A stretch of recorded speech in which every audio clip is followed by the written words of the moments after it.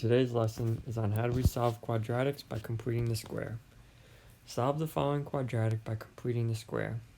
Round your answer to the nearest hundredth. Take a second to copy down the question.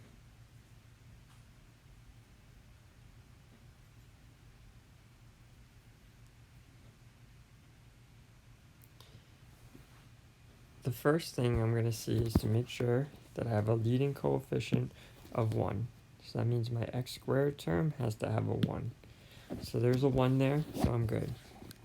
My next step is to move my constant to the right hand side away from the x squared.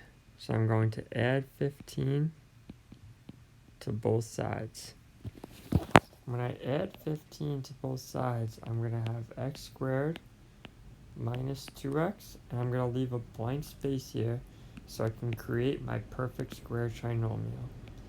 Equals 0 plus 15 is 15, and I'm going to put another blank space there, so remember to add the same number to both sides.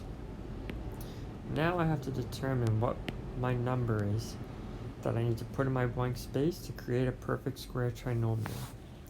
In order to do that, I'm going to take my linear term, the coefficient, with my x term, and I'm going to divide that number by 2. Negative 2 divided by 2 is negative 1. Now I'm going to take that number and I'm going to square it.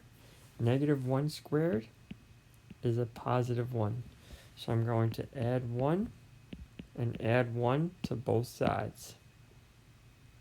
Now I can rewrite this x squared minus 2x plus 1. That is a perfect square trinomial. So I can rewrite that as x. And now I can use this negative 1 that I found when I divided my linear term by 2. That's what will go in my parentheses. So it'll be x minus 1 squared equals 15 plus 1, which is 16. Now I just need to solve this by taking the square root.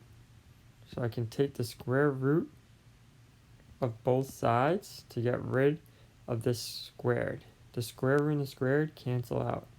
I'm just left with x minus 1 equals positive or negative, because I take the square root, and the square root of 16 is 4. So now I have two separate answers. I can have x minus 1 equals 4, or x minus 1 equals negative 4. And I solve each one. So I can add 1 to both sides, and I get x equals 5. So that's one answer. Or my other answer is if I add 1 to both sides for this equation, I end up with x equals negative 3. So those would be my two answers, x equals 5 or x equals negative 3.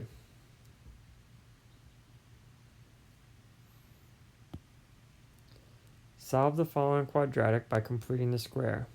Round your answer to the nearest hundredth. Take a second to copy down the question. X squared plus 16x minus 20 equals 2.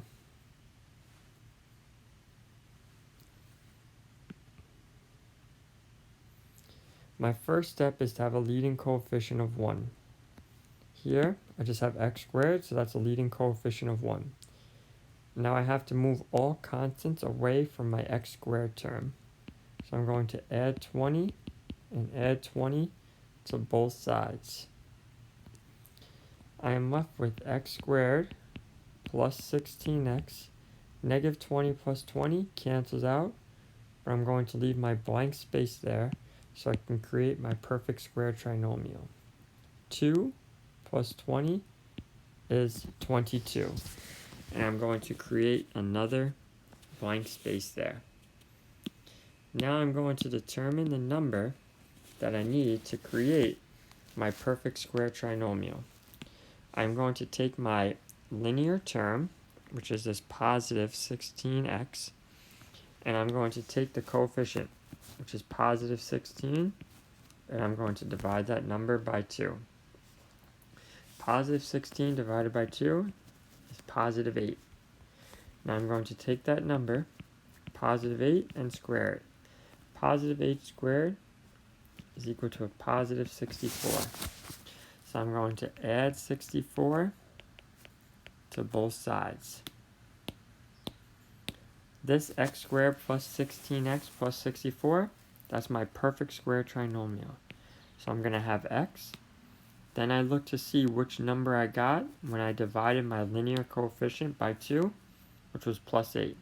So I'm going to have x plus 8 squared equals 22 plus 64 is equal to 86.